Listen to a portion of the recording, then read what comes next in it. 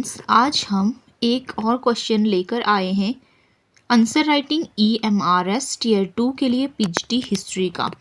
हमारा क्वेश्चन है, भारतीय राष्ट्रीय कांग्रेस में उग्रवादी विचारधारा यानी कि गरम दल के उदय के कारणों का आलोचनात्मक वर्णन करें। हमने उत्तर लिखा है इस प्रकार से। शुरू में हम इंट्रोडक्शन देंगे, थोड़ी सी भूमिका। गरम दल का उदय 19वीं शताब्दी के अंत और 20वीं शताब्दी के प्रारंभ की विशिष्ट ऐतिहासिक परिस्थितियों की स्वाभाविक उपज था। यह भारतीय राष्ट्रवाद के किशोरावस्था से युवावस्था में संक्रमण का प्रतीक था। उग्रवादी विचारधारा के उदय के कारण तो हम पॉइंट्स में लिखेंगे, फिर उनको आगे एक्सप्लेन भी करेंगे। नरमपंथियों की नीतियों की ऐतिहासिक विफलता।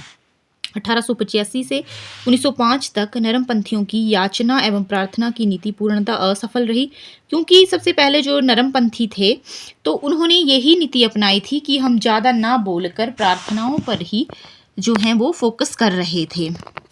1892 का इंडियन काउंसिल एक्ट खोखला सुधार साबित हुआ।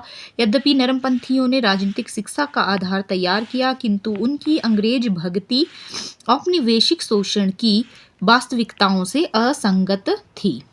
नेक्स्ट पॉइंट है हमारा, ब्रिटिश दमनकारी नीतियां। लॉर्ड कर्जन की साम्राज्यवादी नीतियां, विशेषतः 1905 के बंगाल विभाजन ने जन आक्रोश को चरम पर पहुंचा दिया। आर्थिक दोहन, देसी उद्योगों का विनाश और अकाल से गहरा असंतोष उत्पन्न हुआ। नेक्स्ट पॉइंट है, बौद्धिक एवं सांस्कृतिक पुनर्जागरण। स्वामी विवेकानंद, अरविंदो घोष और तिलक ने आत्मगौरव जगाया। तिलक का स्वराज मेरा जन्मसिद्ध अधिकार है नारा नव चेतना का प्रतीक बना। नेक्स्ट पॉइंट है हमारा, नई पीढ़ी का नेतृत्व। लाल वालपाल के नेतृत्व में स्वदेशी बहिष्कार और राष्ट्रीय शिक्षा के माध्यम से आंदोलन का जनाधार विस्तृत हुआ। अब आलोचनात्मक मूल्यांकन पूछा है हमसे, तो इसके लिए भी हम एक छोटा सा टॉपिक बनाएंगे। पॉइंट बना के ऐसे लिखेंगे, गरम दल के उदय ने राष्ट्रीय आंदोलन को निर्णायकता, आत्मनिर्भरता और जन भागीदारी प्रदान की। इसने स्वराज को स्पष्ट लक्ष्य घोषित किया और जनसाधारण को भी राजनीति से जोड़ा, परंतु इसकी कुछ गंभीर सीमाएं थी। हिंदू प्रतीकों के अत्यधिक प्रयोगों से मुस्लिम समुदाय को अलगाव का अनुभव कराया गया। इससे सांप्रदायिक विभाजन को बढ़ावा मिला।